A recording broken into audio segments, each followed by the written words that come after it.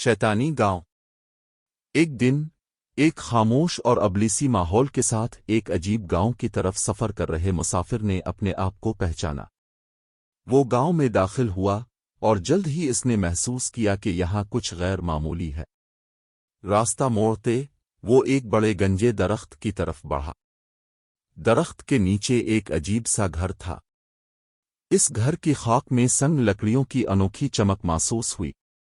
مسافر نے اندر داخل ہونے کا فیصلہ کیا۔ جیسے ہی وہ گنجے درخت کی سایہ میں داخل ہوا، اچانک دروازہ بند ہو گیا۔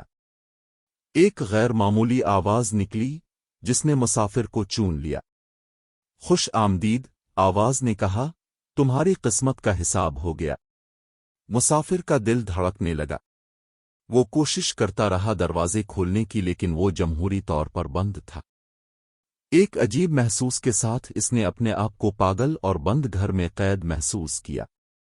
چمنی میں وہ ایک بڑی بوند دیکھا جو ایک عجیب خوبصورتی کی مانند تھی، لیکن اس کی عصاب کرنے والی تصویر میں کچھ انتہائی ناگوار احساس تھا۔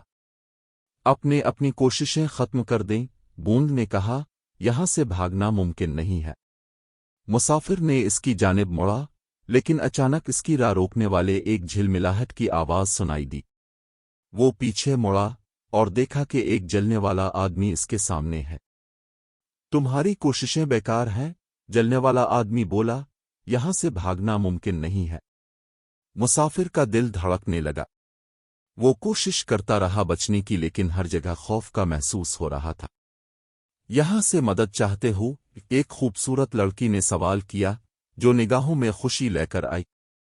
مسافر نے فوراً ہاں کے دیا، لیکن اس نے اس لڑکی کی ماحول میں بھی کچھ ناگوار اور خطرناک محسوس کیا۔ مجھ سے مدد کرو، مسافر نے گرفتاری کے ساتھ کہا۔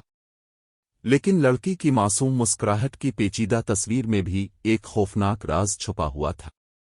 مسافر نے خود کو محافظت کرتے ہوئے، اور اچانک وہ محافظت کرتے ہوئے ایک نگاہ میں اس خوبصورت لڑکی کے آنکھوں میں امید کی روشنی دیکھا۔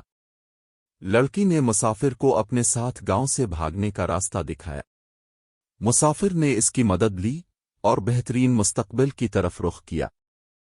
اس نے خوابوں کی دنیا میں گمراہی کا خاتمہ کیا اور ابلیسی گاؤں سے نکل کر ایک نئی زندگی کا آغاز کیا۔